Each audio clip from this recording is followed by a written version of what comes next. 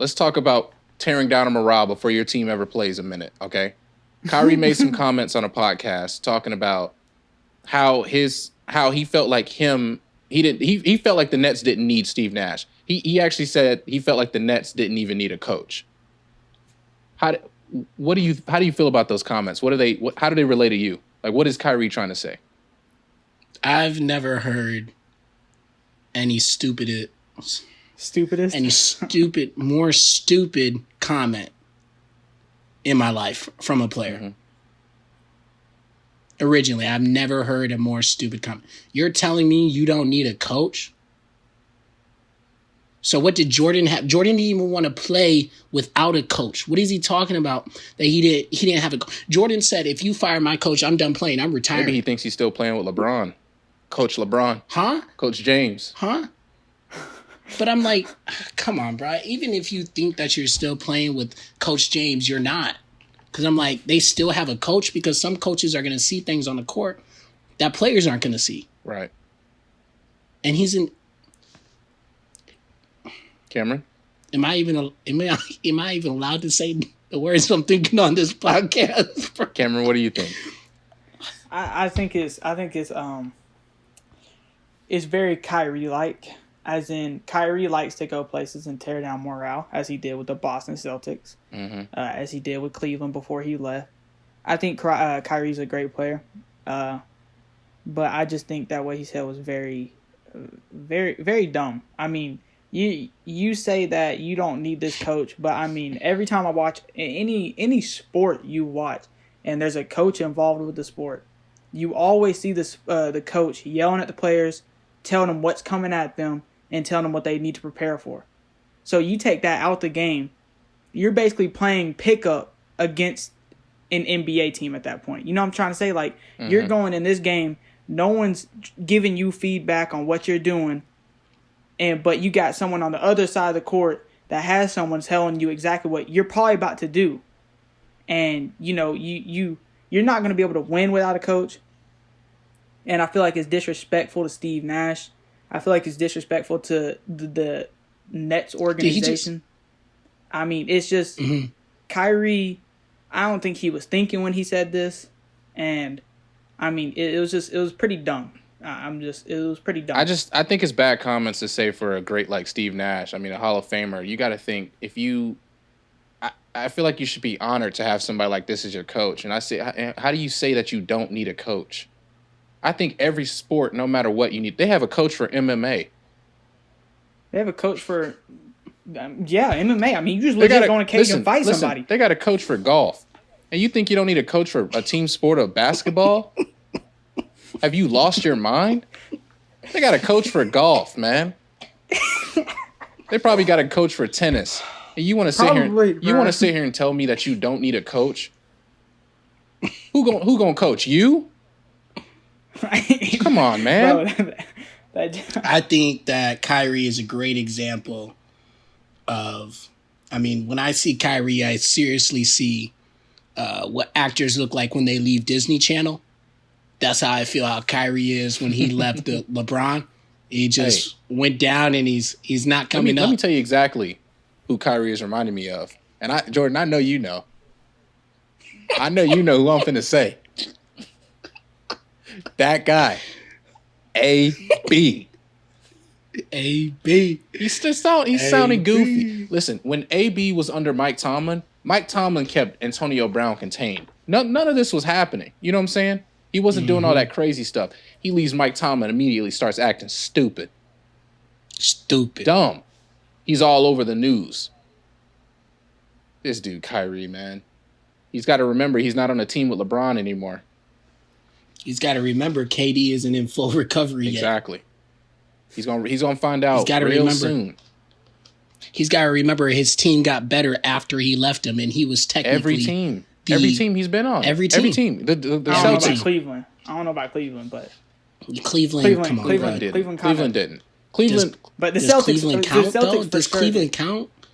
Is Cleveland even relevant without LeBron on there? The answer is no. Like it. It does not look like it. Not at all. No. But I mean, They it's drafted not two easy. back-to-back point guards. But you got to look at every team. Look at every team in the NBA. Look at every team LeBron's been on. Talk about the post LeBron. You know what I'm saying? Every team LeBron's left, that team fell off the rip. I'll tell you who I feel bad for though, because they got rid of him to bring in Irving. That's Isaiah Thomas, and I'm like, I bet dude's on the sideline because remember that. I mean, he was playing even when his sister died in that car yeah, wreck. Celtics Isaiah he Thomas dropped like different. a good 60 points. Yeah, and I'm like, then he got injured, and they brought in Kyrie real quick, and they messed up real quick. Can you imagine Celtics right now with the team that they have in Jason Tatum and Isaiah Thomas at your point guard? You said right now? Right now. They got Kemba. They got Kemba. Yeah, Kemba's got Kemba. Kinda, Come on. I say Kemba's better. I forget that Kemba's even on there. That doesn't take him away from being the role player he is, because he's made some big plays for the Celtics. You made a face. Did you not forget that he was on there when the Heat destroyed them? Because I forgot. Did you not forget that he led their 11 points in a couple games in that series? Where did that get him? Where is he right now? I mean, okay, where's the whole? He's at home. Where's Isaiah Thomas? He's at home. Boston Celtics. Where's Isaiah Thomas? Is he on the Wizards? But we're not talking about that right now. Yeah, but I mean, is that his fault? Okay, is it Kyrie? Is it Kemba's fault that they got knocked out? It's not one person. Just like we were saying with the coach thing, it's not a one. That's two different situations, man. That's two different situations. I mean, this is technically a different situation because let's be real. Isaiah Thomas was still on this. Isaiah Thomas on this Celtics team right now, he'd be a third option scorer. He would, but it'd be a dirty third. That'd be a dirty third. Kemba, come on, man. I thought you were saying you gotta stop sleeping on Kemba, bro. I'm not sleeping on Kemba, but I'm saying, this is another biased opinion. I would take Isaiah. Kemba came to this Celtics team. No Kemba drama. Can score. Kemba nothing, can man. This man just played basketball. That's true. It's like Cam Newton, the Patriots. He's just straight balling right now. Business he trip. Came there and he was like, it's straight ball from here on out. Business trip. That's all he said. Business trip.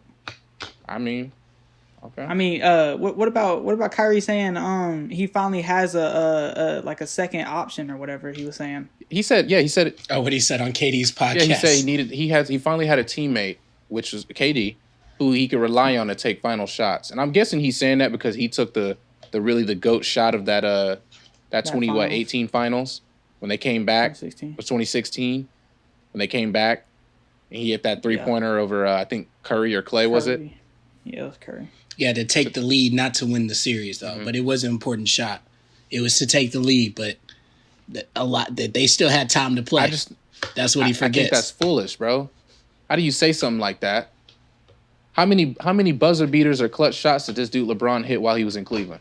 How do you say something like that when the person that you sneak dissing is playing in the finals while you sitting at home? Exactly. That's a good point. LeBron is still hooping. Say, I'm not gonna fully agree with what he said or how he said it. At the end of the day, I like both the players, but he's not lying. He's not lying. Jason Tatum, Jaylen Brown. Here's it. No. Here's Gordon what I'm saying, Hayward. right?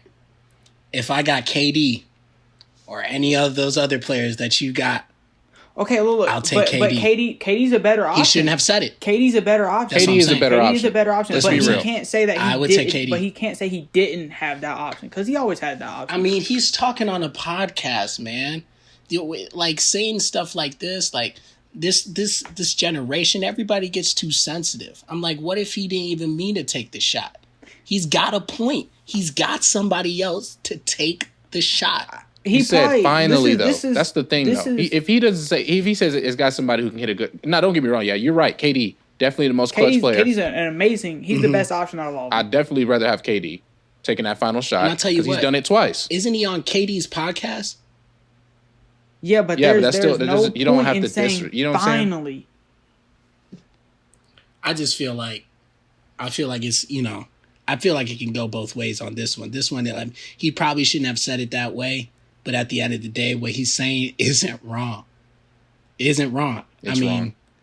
He's played with plenty of players that could have hit game winners. Players who have hit game winners. Over that you would have, but you would have gave it to them over him. We're not saying. Look, Yeah. I don't think you're reading Over Kyrie.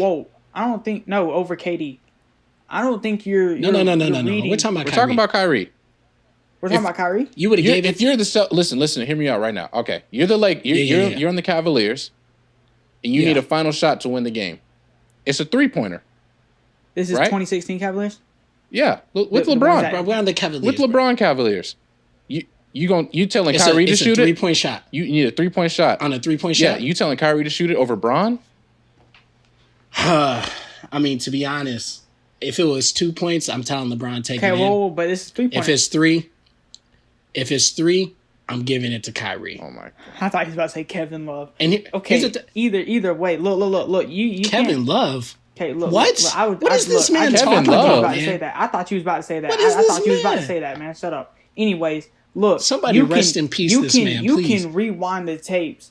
LeBron hit a fadeaway, somehow miracle shot against the Wizards. Washington Wizards. Yes. Bulls. That was in the playoffs, right? Bulls hit a corner three. That was in the playoffs, right? Wait, I think that one was in the regular season. But here's a playoff one right here. The Bulls hit a corner three to win the game. Yes, sir. That's the series where that was in the playoffs. Yeah, that's the series where Derrick Rose hit that shot, turned around, looked at the camera before Damian Lillard. Derrick Rose. Yeah, that's 2016 LeBron we're talking about, right? Because you said 2016 Cavaliers. Okay. No, this is was Kyrie even this born? This is my point I'm trying to prove, man. You're not trying to look. You always talking about someone interrupting you, man. Shut up, man. Sit back. Anyways, hey, Meech, get your boy, bro. Get your boy, Meech. Bro, your boy's getting tight. Anyways, Meech, your boy don't like what's being done to him, Meech. Anyways, the point I'm trying to make is LeBron has hit these shots before, and he's hit well more of these shots than Kyrie has hit.